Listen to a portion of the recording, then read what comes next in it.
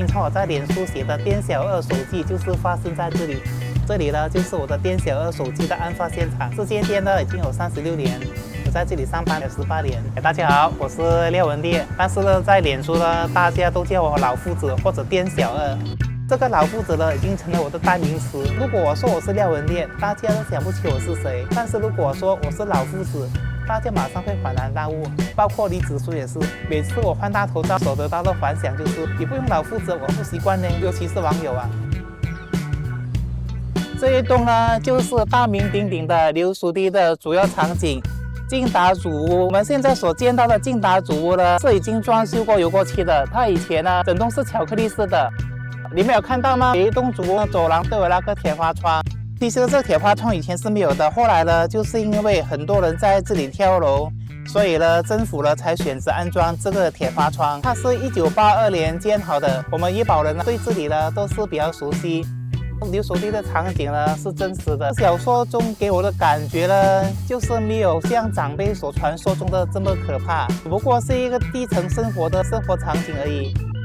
常说一个地方的历史呢，就是由许许多多的小故事所组成的。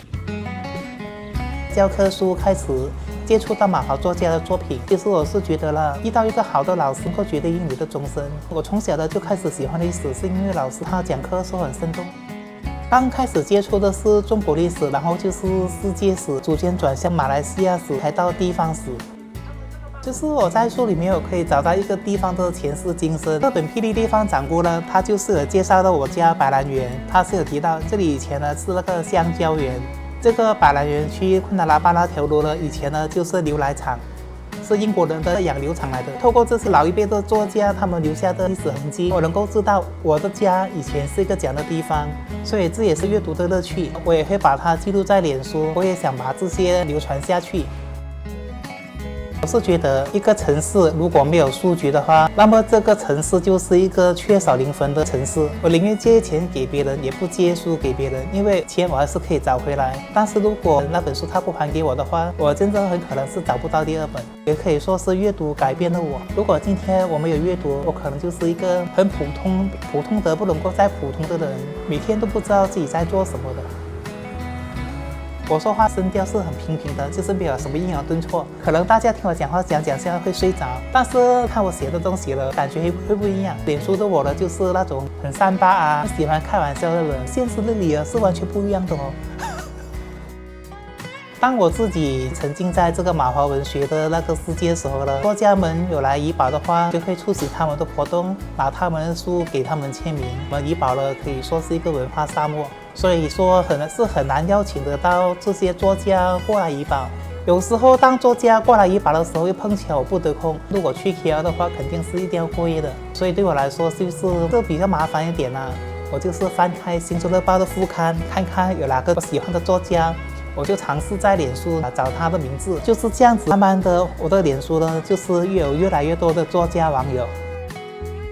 我出来工作的时候20多岁，我就时常跑去那个跳蚤市场那边找旧书。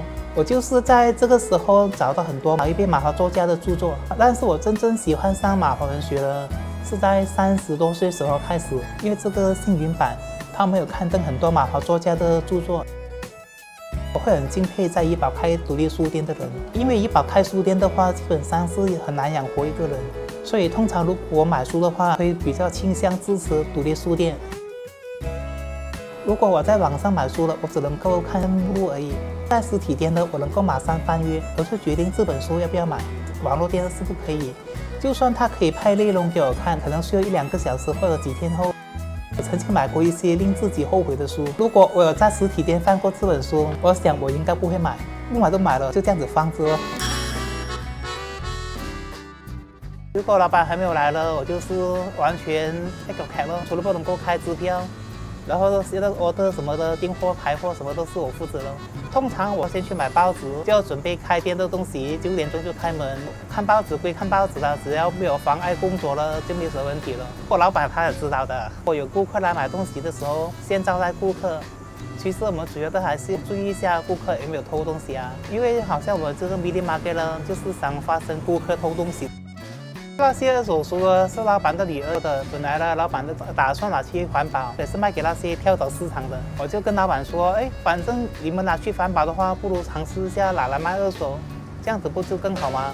因为拿去环保的话也是不值钱啊，好像有卖过1、2本。下班看看有什么东西还没有做完。如果有时候有些东西还没有做完呢，我就先做完它咯。反正今天做不完的东西，明天还是要做。我的顾客，我们的销售面呢，基本上，除非他有加我的脸书，不然的话，没有人知道我喜欢阅读，喜欢写作。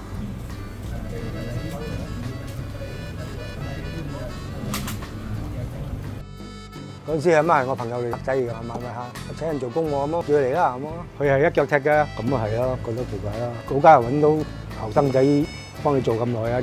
唯一一個啫，成間鋪頭交晒俾你嘅，嗰時啊俾埋佢噶咯，開門閂門信晒佢噶啦依家。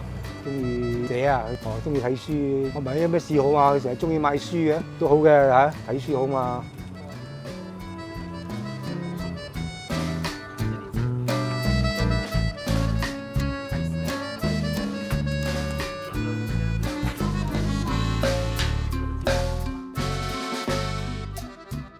你怎么会选择去找沃信打工，而不是去书局打工呢？这个问题其实很简单，因为我就在我家附近而已嘛，走路可以到。以前呢，我曾经有想过要在书店打工的，但不过那时候书店没有请人，然后我就找到这个迷你市场了，就这样子不知不觉的做了18年。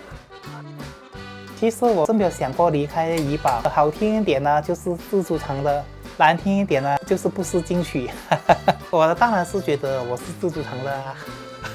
我怎么能够承认我是没有上进心呢？其实因为是姐姐们，她们都在外地工作，那时妈妈还没有去世，我也是不放心妈妈一个人在家啦。这个论语不是有说吗？父母在，不远行，因为我在家能够照顾妈妈。虽然说妈妈现在已经去世了7年，我现在也是没有打算离开怡宝，始终自己这种年纪了，你去到外面基本上也是没什么差别。很多公司啦，他们都不会再请这种年纪的员工的。而且我本身也不是有受过什么高深的学历，好像我们这种没什么学历的人呢，我们在那里打工呢，其实都是一样的。